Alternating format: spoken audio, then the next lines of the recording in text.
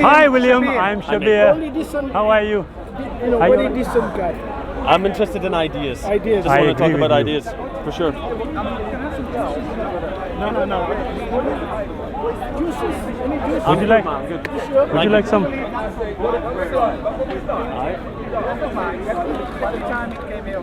You know how this is, William. sorry. Yeah, William. Yeah. You know how it is. Have a conversation, and I'm standing here and thinking, okay, what are we going to have a conversation Oh, about? what a nice Scottish accent. And we can talk. That's the only thing I like. You only liked about that? Oh, sad times. Well, we can talk, sure.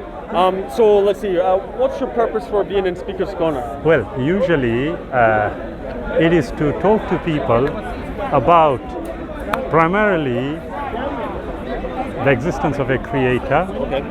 and if there is a creator, was there any message that the creator sent? And if there was, what would that be? Okay. Now, as a Muslim, I will contend that Islam in totality is basically the same as it was thousands of years ago when Jesus came, when Moses came. Basically, what we would consider to be prophets, they brought Islam with them, and it culminated in the coming of the Prophet Muhammad, peace be upon him, Yeah. and that was about it. Oh, is it on camera? Yes, yeah. Hi. It's okay. So, Alhamdulillah, are you okay? Yeah, Alhamdulillah. Yeah, so basically it's an exchange of ideas. Sure. And we can go home after we have agreed and disagree. Yeah, of course, of course. Yeah. Okay, so let's see. Many questions about religion. Oh, yeah. So I don't know if this is an easy question to answer, maybe not. But what convinced or convinces you about the existence of God? Right. Basically, when, as an individual, yeah, on a personal note, yeah, before we go on to what I would consider to be objective evidence, yeah, on a personal note, I used to be happy-go-lucky. Two things that occupied my life. One was to become the next Bruce Lee. Have you heard of him? Yeah, for sure. Yeah. Yeah. One was to become him, and the second was to become a professional footballer. Okay. So objectives were there, and I would wake up at 6 in the morning, go running, do the necessary training, and thankfully I reached a certain stage, yeah, where I was ready to go into open competitions, karate and kung fu. Okay. Yeah, had signed on schoolboy forms also for Blackburn Rovers. We come from Blackburn. All right. Yeah. Yeah. Then something happened in life which totally, I mean, those two objectives that I had totally went out of the window. Okay. Okay. And I, for the first time, this was around age 19 or 20. Right. For the first time, I asked the question, what am I doing here? Right. All right. Yeah. You know those odd times in life when we suddenly want to ask certain questions? Yeah. Self-reflection. Yes. And I thought to myself, wait a minute, what is life about? Yeah. And if I end it tomorrow, will anybody miss me? Right. Okay. Yeah. Yeah. But I certainly cannot accept the idea that I only came to jump off a building. Yeah. So it was not only introspection, reflection, self-reflection, but then I thought, wait a minute, okay, I'm here now, I really need to know. And it was months and months of thinking. By now, the football went out of the window, the martial arts went out of the window. Yeah. I started losing a lot of weight also, yeah. And months down the line, I thought to myself, wait a minute, there has to be more to life than this. There Right, has okay. to be, yeah. I was brought up in a Muslim family, and what was considered to be customary for us to do, we did, yeah. But it wasn't until I started reflecting that I realized, why am I doing all this? Right. Yeah. And for the next 15 odd years, I undertook a course of study that encompassed basically Into Islam. not only Islam, into all the major religions. Okay. Also into what we would consider to be science and what science had to say. But the one common thread in all this was my view that people talk about a creator. That is what led me to the study. Okay. Yeah, people talk about a creator, but I can't see him. Yeah. Yeah. How would I actually establish there is a creator? Yeah. All my studies, yeah, led me to one conclusion, that if there was a creator, Yeah. then logically speaking, I would not Beautiful. You got a double mic. I would not be able to locate him in the natural world. Right. Okay. Illogical, my view is. But at the same time, I'm thinking, wait a minute, if I have nothing in the natural world to establish the existence of a creator, how then do I know there is a creator? Okay. Now, my logic was leading me to a certain destination.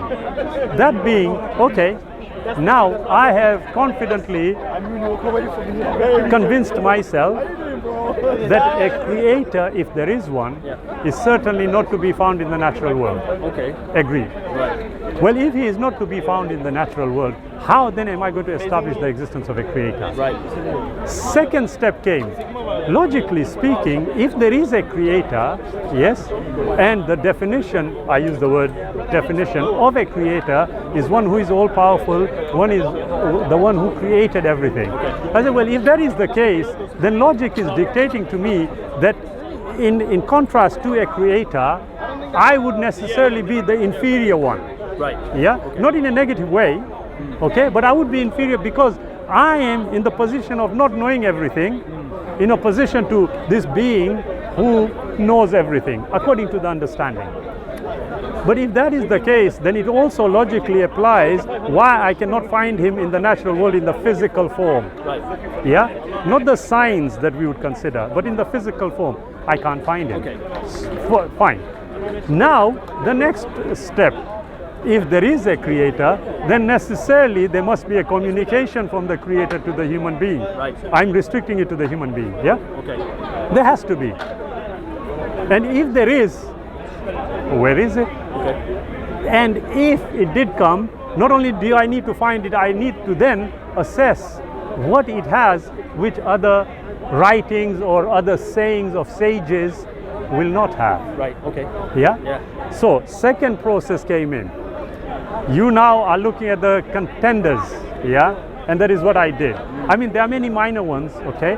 There is a book that I have, and the title is The Anthology of World Religions. Okay, yeah. So it basically covers every potential claimant, Right. okay? Yeah. But they have got their own books, For sure. yeah? Yeah. So you have to go through all those. One by one as an elimination process, yeah? Because you have to look at what criteria this superior being has provided, Right. which automatically is not one that a human being or a collective group of human beings can actually meet. Yeah? Otherwise there wouldn't be any difference. Right. Okay. And then you know for sure that this is a man-made construct. Right. So, what convinces you that let's say Islam is not a man-made construct? Right. Number one, the study of the book itself, okay? When you look at it not on a superficial level, yeah, look at the books in depth, my view is that the evidence speaks for itself, Okay. contained within the Quran. Yeah. Right. Now, I have done that with other books because what I necessarily did, if this message from on high has come, then the creator will have established a criteria wherewith to establish that this is not man-made. Okay. Yeah. So I looked at the biblical one, I looked at the other ones also. They also contain criteria. Yeah. Yeah. But using the criteria and assessing the evidence, they failed. The one that didn't was the Quran. Okay. Now, there is a standard here. However, I took it a bit further than that. If, for example, the Quran talks about, do you not consider the heavens? Do you not consider many things? The natural world. Right. Do you not consider the birds? How do they fly? Okay. Yeah? Now, as I'm reading all this, I'm also looking at what evidence is available through all the research that we human beings have done. Yeah. Yeah? So if you look at physicists, you look at ornithologists, you look at experts in bird migration, Right. yeah? You start looking at that evidence and it tells you, so for example, the European robin, yeah? It migrates, Yeah. but what does it use to be able to go to where it needs to go? Yeah. One, just as an example, you have got the shearwater bird, which traverses 8,000 miles. Okay. But these are fledglings, they've just been born. As soon as they learn how to fly, off they go. 8,000 miles in a sort of 8. Right. Okay. Now the question is, how is this happening? A natural explanation is provided. Yeah, that look, for example, the European robin. Okay, Professor slipped my mind.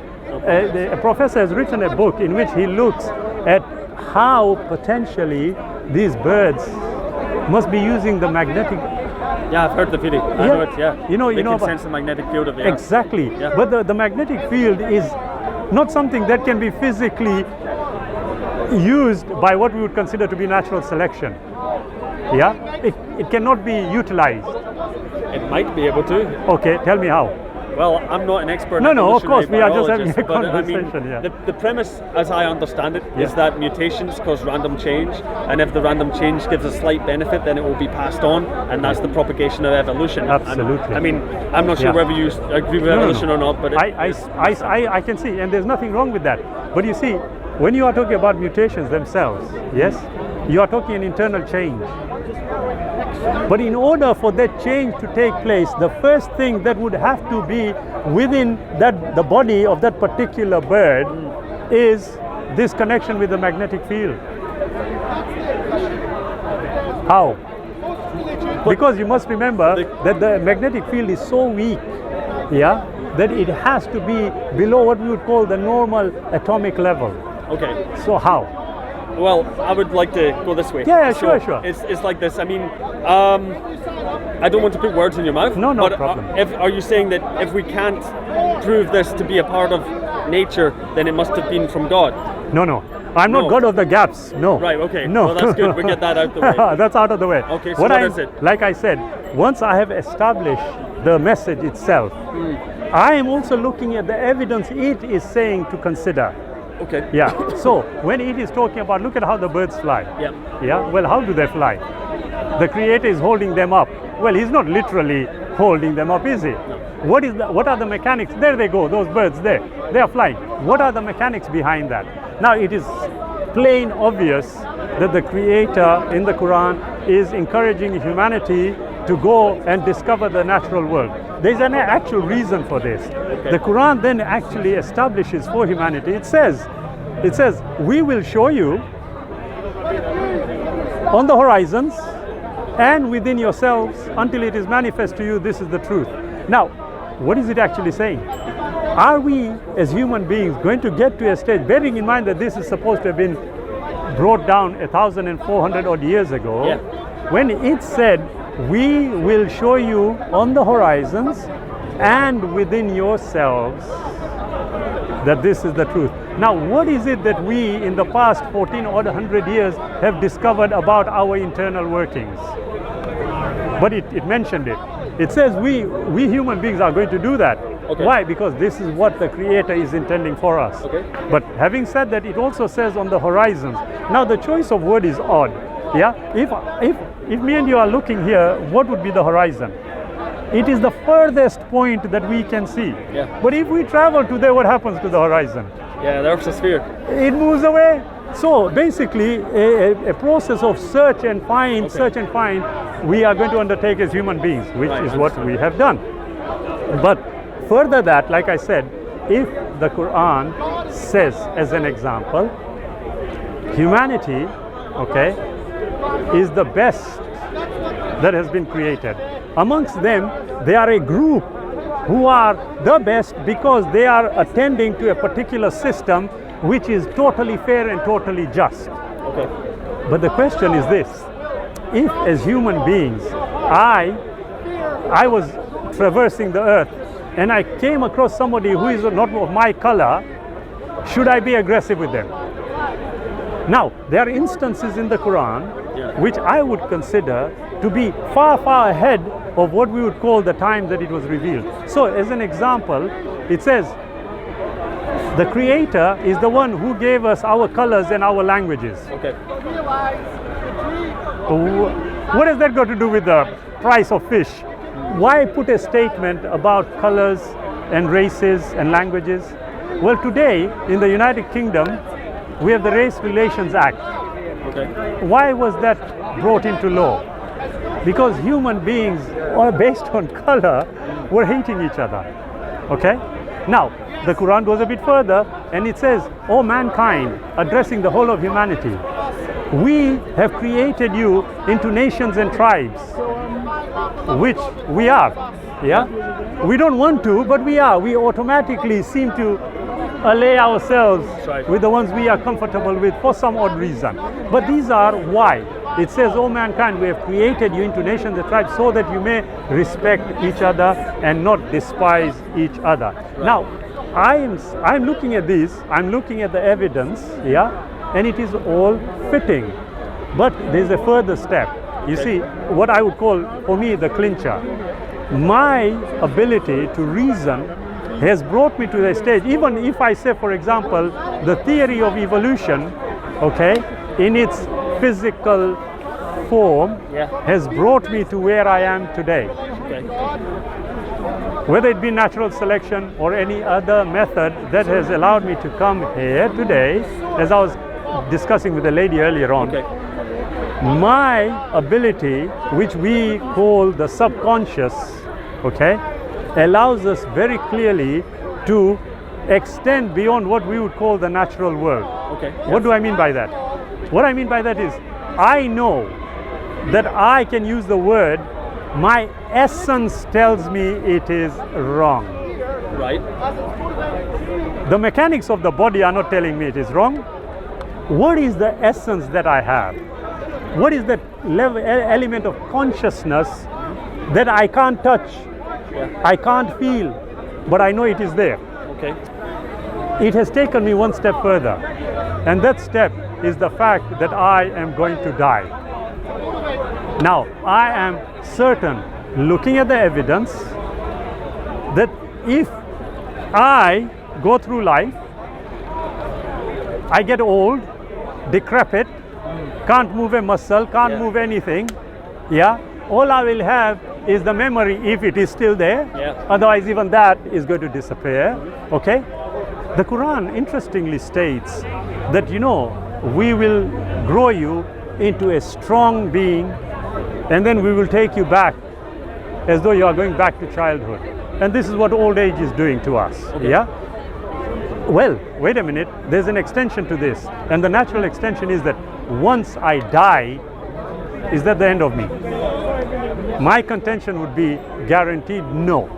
Based on the current evidence that we possess, it is very clear that we do have something within us which potentially, it's neither here nor there, potentially is extending our life beyond what we would call the normal life. But you see, the issue then I faced, I'll finish, and I know you want to come back. The issue I face is a simple one. All this has already been confirmed in the Quran, and some of it, I looked at the evidence and the Quran confirmed it.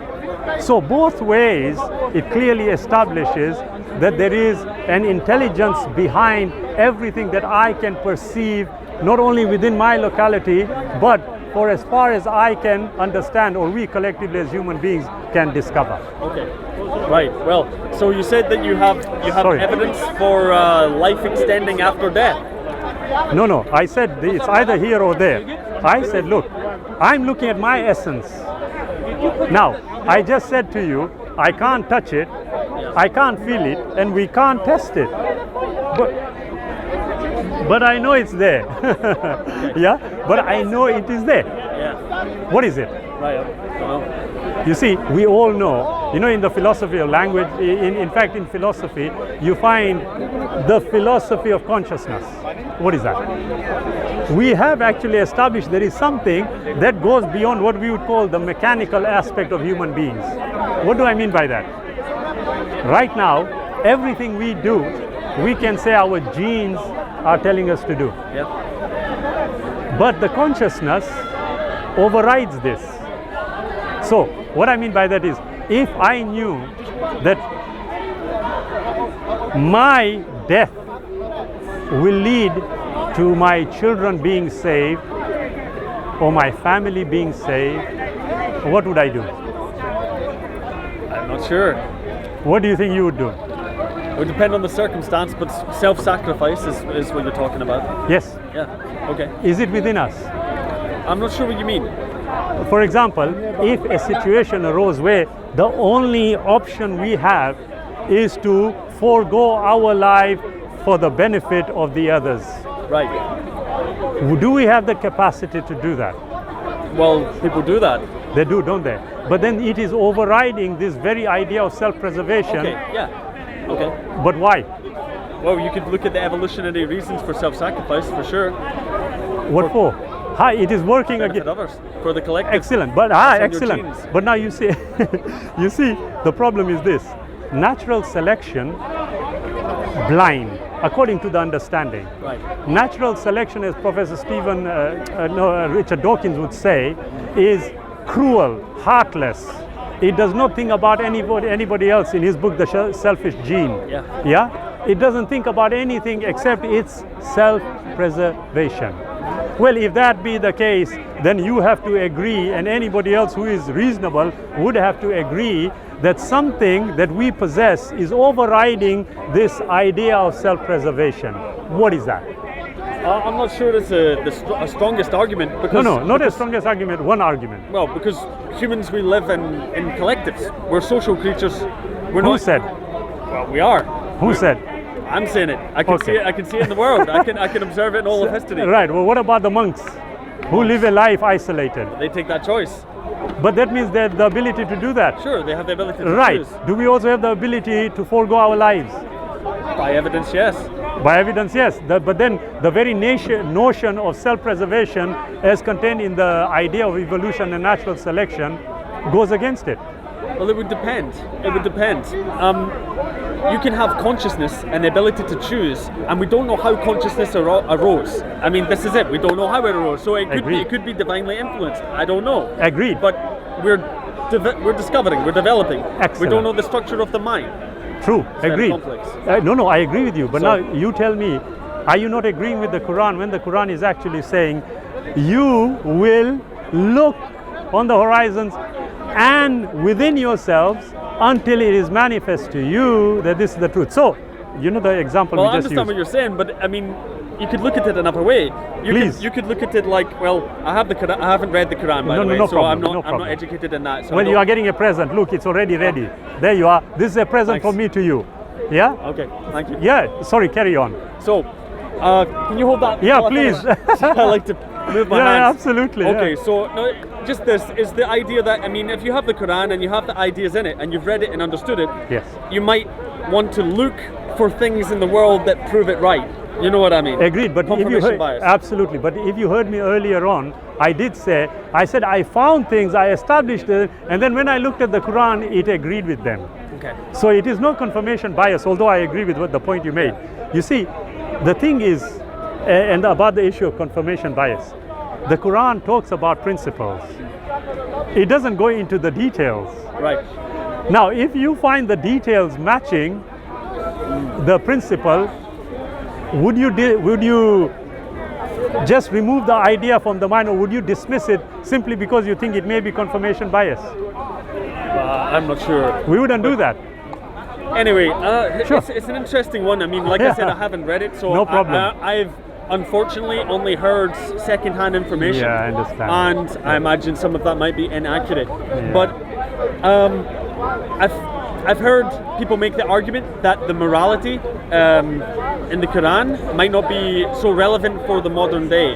What do you think about that? Right. Well, you see, if you look at the Quran, okay, as an example that we are using, it is meant to be for the whole of humanity from the time it was revealed.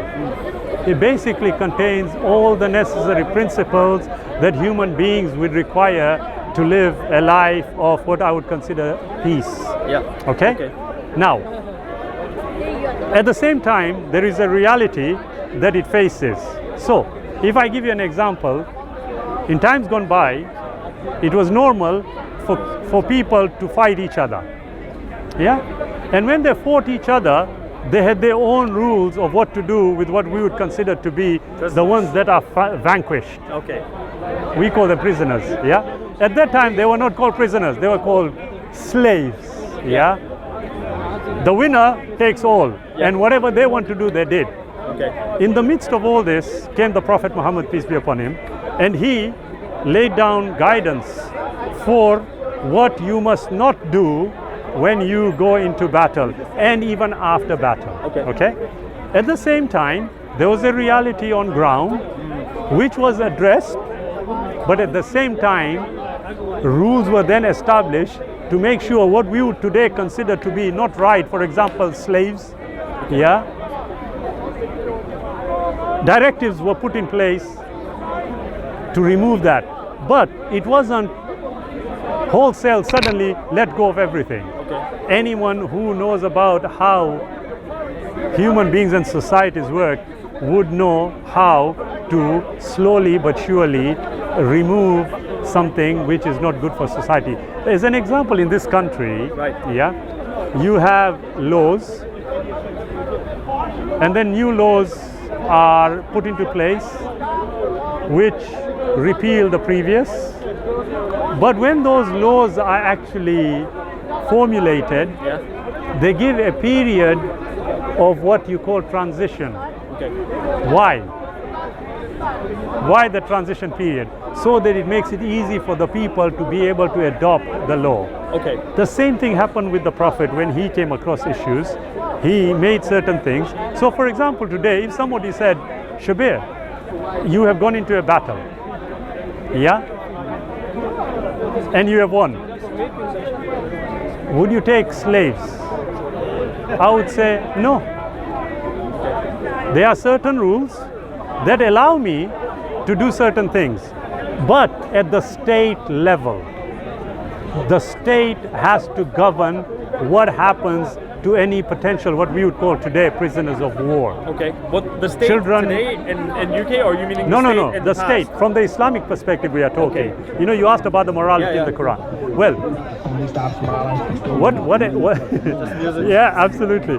Whatever is the diktat of the state, only the state has the authority to not only give instruction, but those can only be implemented after the state has determined so. So the idea that simple individuals can just do what they want is unacceptable, and Islam does not dictate for that. So let's see. Now, again, maybe I'll be wrong with what I say because I don't know. But what is the ideal society for Muslims? Is it it's based on the Quran? Yes. It's a theocracy? No. No? No. You see, if we were, this is what I agree with the way you are looking at it, but let's remove the labels as just for 1 minute. But it's run on religious law. That's what I mean. You see, I'm a bit odd here, to be honest with you, brother. Tell me. I do not consider Islam as a religion. Why? Because if I want to give Islam a name, then logic will dictate to me that what it says I ought to call it is what I should call it. Isn't it? And what does it say? It clearly says that Islam is a total system of life. Now the word religion doesn't actually fit into that. There are certain elements which can fall into the word religion, but they don't fall in totality. So Islam actually talks about an ideal system. You know what you are mentioning? That ideal system, honestly, I will tell you, since the time of its inception, 1400 odd years ago to today, if you were to, and this is an independent thing for you, brother, if you were to look at what Islam actually says about the governance of society, you will find a lot of it is already being implemented in the world. Okay. Yeah. So, for example, we are in the United Kingdom. I would probably think the best country in the world right now, okay, in terms of the facilities, in terms of how the government looks after its people, in terms of how it allows us freedom of movement, freedom of thought. Yeah, these are central to what Islam says a society should be, contrary to what a lot of people think. I've heard the opposite. Yeah. Exactly, contrary to what a lot of people think. I would like to say though, Yeah, sure. it might be the Please don't be open with me. It's Don't my worry. style. I'm glad. So it might be quite obvious point to make, but you're saying it allows the freedom of ideas, or wants the freedom freedom of of ideas. thought. Yes. What about criticizing Islam? You know, You know what? I'm sorry, William. King William. William. Surprisingly, the Quran actually demands that you criticize. Okay. Now, when I use the word criticize, even for our listeners, I am not saying it in a negative way. Yeah. What I am saying is Islam clearly. Let me give you an example to make you understand.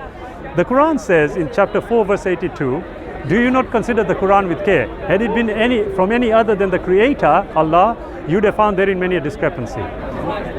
Another place in chapter 2, verse 111, claims are made by people, in this particular instance Jews, Christians. Right. It says, Kul, say unto them, Hatu burhanakum in kuntum sadiqin, produce your proof if you speak the truth. Now, how in the world are you going to establish proof if you are not going to look at the evidence and critically assess the evidence? So if somebody tells me, am I allowed to criticize Islam? I'll say, you know what, that is the best starting point. Okay. So no problem. It might be a problem with the word choice that I used then. No worries. Because that is the correct way of describing it with Absolutely. criticism. Yes. So the other point that's very relevant in the modern world, Sure. unfortunately, is I like people who say things that could be considered offensive towards Islam. Yes. And how that seems to provoke quite a negative reaction all the time. Amazingly, no, you are right, William. But you see, Muslims are like any other human being. Yeah. There are many who do not know, and there are many who do know. Sometimes the ones who do not know become very emotionally charged. Yeah. And when something is said in good faith, it is taken wrongly. Yeah. And so, what I would say, battle ensues. But oddly enough, the Quran goes the other way. Right. Yeah? The Quran says, if people are mocking, yeah, Right. whether it is the Prophet or Islam, it instructs the people to walk away. To walk away. This is the Quran. Okay. Amazingly, it is telling you when people are mocking. Yeah. But if people are genuinely criticizing, absolute freedom. Okay. Yeah. Now, so you see, if somebody comes here and tells me, you know what, your prophet was X, Y, and Z, I shouldn't really do that. He has an opinion. For many reasons. Absolutely. If you have a genuine reason for asking me, I am obliged to listen carefully and give you due respect and respond to it. Yeah. If you started mocking, like a lot of people do, I will say, thank you very much. It's been a pleasure talking to you. You are entitled to your opinion, and I would walk away. Okay. But I would never react in a negative way, because that is not what Islam tells us to do. Okay. Well, that's definitely a good reflection upon yourself. Unfortunately, it's not for many people, and of course, Agreed, not just agreed. Muslims. Many people, humans Absolutely. react in bad Agreed, ways. agreed. I had this a similar conversation previous week, talking about freedom of speech, and the problem with it is that maybe many people don't think like you, I would say, and because what I would argue is that if people, okay, let's say you believe in Islam, you believe it's the truth of God, or however you can conceptualize it. Yes. If somebody mocks it, and from my perspective, it should not faze you in one sense. You're like, I have the truth from God. What do you say to me? It doesn't mean anything. Absolutely. You can write or draw or do whatever you want. Yes. And I don't care. Agreed. That seems logical to me. But Agreed. Not for many people. Man. But I'll tell, They get really I angry. agree with you, William, but here is the reason. You see, the Prophet, peace be upon him, when there are instances recorded when he was worshipping the Creator, as Muslims we will bow down. Yeah. When he was doing that, they used to take entrails. They threw it on him. I heard. You are this. aware I of heard that. Yeah. But what did he do? Sure. He didn't, right, come on, let's have a fight. No, he just removed them and carried on. In fact, it was one of his relatives who came and took it off. Right. But the question here is this: does it allow criticism? Yes, it does. Now, if you think about it, I referred to the Quran where it talks about mocking. Yeah. Yeah? Yeah. Well, if people were not going to mock, it wouldn't refer to it, would it? Okay. So, you are absolutely right. If you were here effing and blinding and, really being insulting, Right. yeah? As I said, Islam actually tells us when that is happening, walk away. Right. If you genuinely are asking me something, and in the process something which would be considered to be hurtful or offensive, Yeah. then it is my duty to tell you, actually, William, you may have misunderstood it. This is not what it is, this is what it is. This is what Islam actually instructs people to do. Right. But as you rightly pointed out, and I agree with you, unfortunately, there are many human beings, we call them Muslims also, Yeah. who will react very negatively For sure. when that is not what Islam actually says you must do. Okay. Yeah. That's interesting. Like Yes. I say, I need to educate myself on it, or I Guaranteed. can't comment. Honestly, So, William, I will tell you something. Take the trouble to do that, I will. and I can genuinely tell you, you will not but agree with it. we'll see. A pleasure conversation. speaking to Thank you. you, sir. Anything untoward said, please do forgive me, William. Okay. Present to you, and please do come. We should be back in 3 or 4 weeks. Take the time. Oh, let me give you a card. If you have got any questions or anything, brother, that's my email address. Okay. Drop me a line anytime. Thanks a lot. And you are allowed to criticize. Thank you. See you later. Look out to yourself, William. Assalamu alaikum. Oh, walaikum salam. Long time. Barakatuh. Long time, brother. Alhamdulillah. I How know. have you